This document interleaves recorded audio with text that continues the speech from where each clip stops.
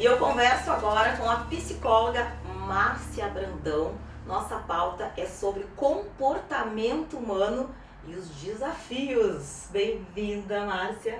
Obrigada pela oportunidade. Então, o que eu tenho para trazer para vocês sobre os comportamentos que a Rose trouxe. Hoje em dia, em decorrência de todas as dificuldades que nós vivemos, os desafios que não são poucos, nos pegam às vezes surpresa, a gente depara com comportamentos diferenciados, situações que são muito críticas, às vezes no ambiente organizacional, familiar, na escola principalmente, onde os jovens e as crianças estão em situações muito difíceis de serem compreendidos, Então, acho que a palavra de ordem é essa mesmo, compreender o pensamento da criança e do adolescente, porque ele se sente às vezes não pertencente àquele mundo, E quando é que tu consegue ajudar com o trabalho da psicologia, além da clínica, da terapia, com os laudos, com as avaliações que nós fazemos, Então, a área que eu adoro e que eu atuo e que brilha os meus olhos é a avaliação psicológica e neurológica. Põe brilha os olhos. Eu tive a oportunidade de conversar um pouquinho, horas já, com a Márcia antes da nossa entrevista, e realmente a gente vê que teu olho brilha, que tu é apaixonada pelo que faz, e isso já é o pontapé inicial, Porque eu percebo que tem laudos e laudos, e esses laudos definem o futuro de uma pessoa. Então a importância de entregar a vida do teu filho, do teu adolescente ou da tua criança num profissional capacitado para conseguir fazer a leitura, o diagnóstico do que se passa com esse ser.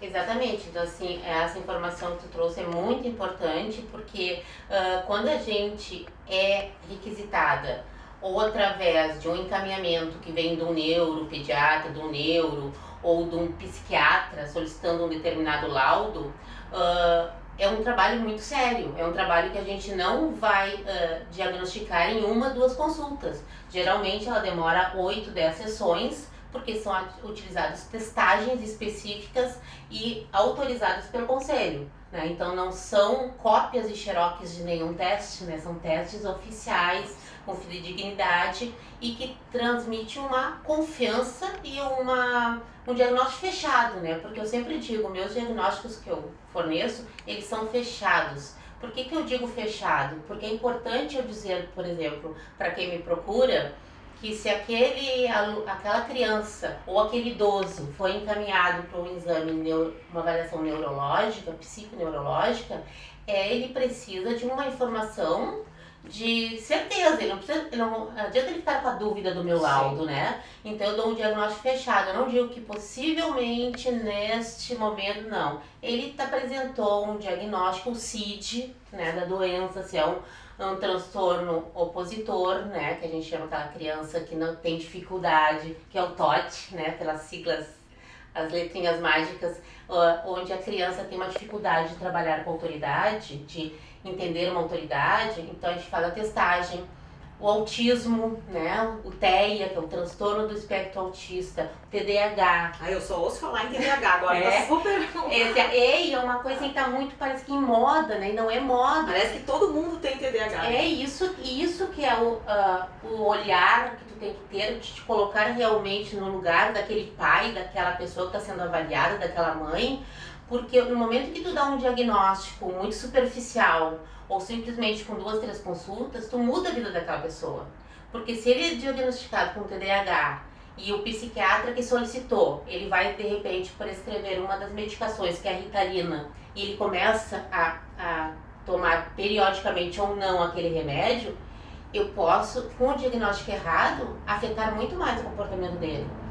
Então, se deixasse então é uma responsabilidade, porque tu assina, tu tem um CRP onde tu tem que prezar, o teu profissionalismo mesmo. Então, Márcia, falando de TDAH especificamente, que é o que a gente mais escuta, qual é a diferença de uma criança feliz, que brinca, que se diverte? Porque às vezes eu acho que os pais também querem um boneco parado, comportado como um comportamento de adulto, quando na verdade a gente sabe que temos fases, que a gente tem que brincar, que a gente tem que viver, que a gente tem que se divertir, que daqui a pouco a gente vai entrar num outro momento, uma vida que a gente tem que encarar com mais seriedade de uma pessoa que tem um problema como esse, real. Pegando bem especificamente, então, que nem eu digo, uma criança, por de 3 anos, 4 anos, que chega num consultório com uma reclamação, às vezes porque, muitas vezes, quando chega para mim um diagnóstico solicitando um laudo, qualquer mãe, qualquer pai pode chegar e pedir um laudo, não precisa ser um médico encaminhar.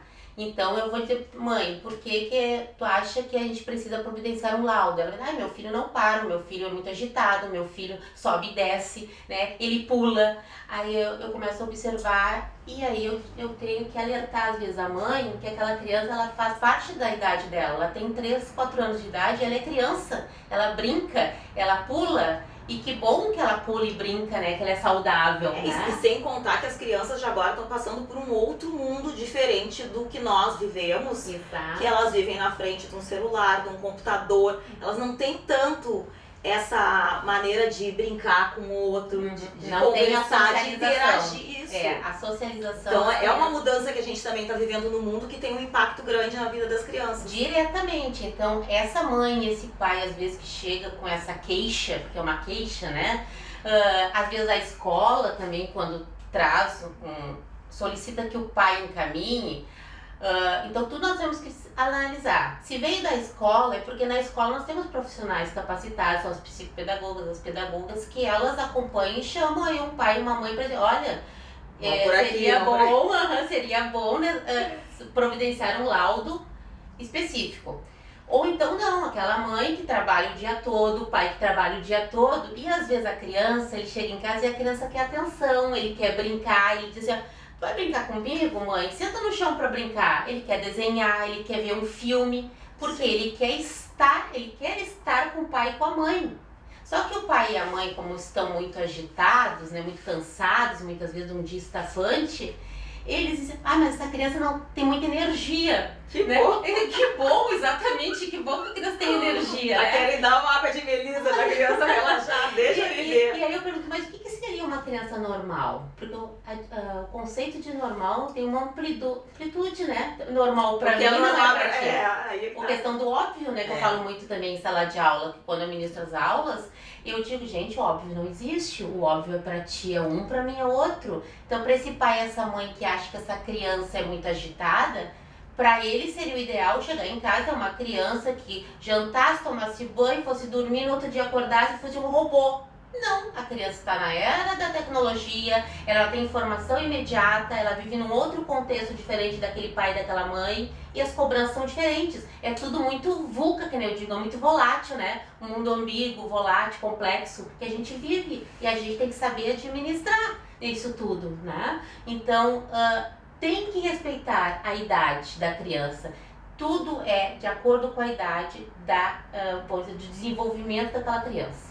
E cada uma é uma. Cada um tem a sua essência, e a essência da criança a gente não pode ignorar como a essência do adulto, né? Assim como também os idosos. Os idosos também é um outro público que requer uma atenção grande, né? Muito grande. Parece que vão criando situações para ter mais atenção, vão se sentindo colocados de lado, que talvez a correria do dia a dia não permita que a gente possa dar tanta atenção e carinho como... Eu acho que assim, tem um outro detalhe bem importante que a gente podia até trazer em outros bate-papos, as questões dos idosos, que é um público que requer uma atenção assim, a 100% nossa. Porque muitos idosos são largados, são deixados de lado, porque às vezes estão aposentados, não sabem o que fazer com a aposentadoria, aquele mundo não tem mais aquela sair e voltar no trabalho. Não tem um compromisso. Não tem mais a rotina. Não tem rotina, e a mente também, sem os compromissos, acaba que acho que fica colocando um monte de bichinhos porque ali. O corpo envelhece e a mente continua ativa, e aí é o problema geral da terceira, quarta, né, idade, é isso. Mas aí acho que assim, né... E acredito, Márcia, que adorei a tua colocação. Tem que se pensar numa prevenção para os idosos, né? Pra gente se aposentar e parar de trabalhar, a gente também tem que estar com o psicológico da gente saudável. Porque senão é outro problema. Exatamente. Que uma coisa chama a outra, né? Então, trabalhar a mente, né? O teu emocional é o que se fala muito hoje, né? Mas de fato poucas pessoas fazem, né? Que é trabalhar a mente e se colocar no lugar daquela pessoa. Ser empática, mas ser empática de fato, sabe? Estar ali como se vivesse aquela situação da pessoa, te sensibilizar com a situação. E nós estamos num momento Nós não temos melhor momento do que esse, que parece que Deus diz, vão aprender agora. Não aprenderam na pandemia, tem a aula 2. Por favor, vamos ficar na aula 2, não queremos mais. É muito doloroso, vamos aprender, né? É muito doloroso. Muitas pessoas que eu digo, aprendem na dor, né? Então, e que dor. E é uma dor que vai permanecer, né? Sim. Nós temos que saber lidar com isso. Isso, como nós conversamos, é um luto que todo mundo está vivendo nesse momento aqui no Rio Grande do Sul. Acredito que não só do Rio Grande do Sul, porque quem fez a lição de casa se colocou no lugar do outro, né? Tu chegar um dia, tu não ter para onde voltar, diferente da pandemia, que a gente se trancou dentro de casa com a família da gente e valorizou, entendeu que aquele espaço de comunhão era muito importante. Agora as pessoas não têm para onde ir. E aí, na pandemia nós tínhamos na nossa casa, nós tínhamos a luz, nós tínhamos a internet, nós interagimos, muitas lives eu fiz na pandemia, nossa senhora. Criamos até uma maneira diferente de se comunicar, né? Nós não tínhamos o toque, o toque da pessoa, assim, o aperto de mão, o abraço, que a gente é muito caloroso, né? Mas hoje não, hoje nós não temos nada disso, né? E o que a gente pode fazer muitas vezes pelas pessoas é dar um abraço, estender a mão e perguntar, eu posso te ajudar no quê? Né? Um abraço, uma oração já vale muito, Nossa, vale muito. Márcia, além dos laudos que tu falasse de TDAH, de tudo isso comportamental, tu fazes outros laudos que eu acho super importantes, que também mexem muito com o futuro das pessoas, que é para cirurgia bariátrica. Bariátrica, vasectomia, né? Que são laudos também que são bem importantes tu ter aquela seriedade, porque são laudos que se eu também te consultar uma sessão contigo, 2 sessões somente, dizer que tu tá apta, eu posso cometer um grande erro em te ter como apta, sabendo que tu não vai ter estrutura para suportar o pós-cirurgia, né? Pós-cirurgia, falando, exemplo da bariátrica, claro, a pessoa tem excesso de peso, quer perder, mas não é, né? Primeiramente, a gente tem que tratar a cabeça, o psicológico. É um preparo antes, durante e pós. Vai depender muito de ti, do apoio que tu tiver em volta de ti, da tua rede. A rede conta muito para te permanecer firme no teu propósito, né? Para conseguir seguir o objetivo. Exatamente.